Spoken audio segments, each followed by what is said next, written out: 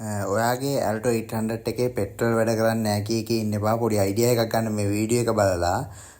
එතකොට පොඩි හරි අදහසක් මොකද්ද වෙලා ඇත්තේ කියලා. දැන් මේ වතුර කට ඇතුලේ තර්මෝස්ටාට් වෑල් එක තියෙන්න ඕනේ වර්කින් ටෙම්පරේචර්. ඒතකොට මේ වාහනේ ඒ තර්මෝස්ටාට් වෑල් එක තිබ්බේ නැහැ. මේව දැන් අපි වතුර කටේ දල සාමාන්‍ය විදිහට බලනවා නම් හෝස් එක පන්නට ඉවරලා මේ වතුර කට ඇතුලේ මොකක් හරි ටූල් එකක් හරි මොකක් හරි කෑල්ලක් දාලා බලපුවාම ඒකේ එහාට ගොඩක් ඇතුළට යනවා නම් ඒ වෑල් එක නැහැ. ඒකට අපි මේකට අලුතින් වෑල් එකක් යූස් කරනවා.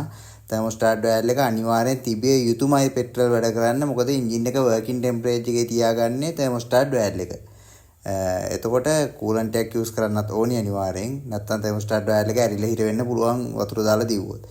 අපි මේකට තර්මෝස්ටාට් වෑල් එක අලුතෙන් රීප්ලේස් කරනවා.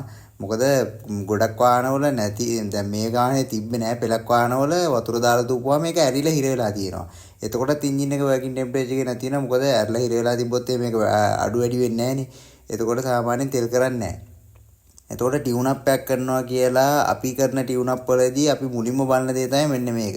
ඉන්ජෙක්ටර් ටිකයි ටොටල් බොඩි එකයි කොහොමද ටියුන් අප් එකට සුද්ධ වෙනවද? දැන් මේකේ චේම්බර් එක ඇතුලේ මැනිෆෝල්ඩ් කට ගැලුවට පස්සේ මෙන්න මේකේ මේ විදියට කාබන් තියෙනවා. සාමාන්‍යයෙන් මේ වාහනේ ගත්තොත් සාමාන්‍යයෙන් කාබන් තරමක් අඩුයි. ගොඩක් වාහනවල ලොකෝට තියෙනවා. අපි ඒක මැෂින් එක දාලා සුද්ධ කරනවා. මැෂින් එක දාලා සම්පූර්ණයෙන්ම දැන් මේ මැෂින් එකකින් ක්ලියර් කරාට පස්සේ කිසිම කාබන් එකක් ඇතුලේ නැහැ.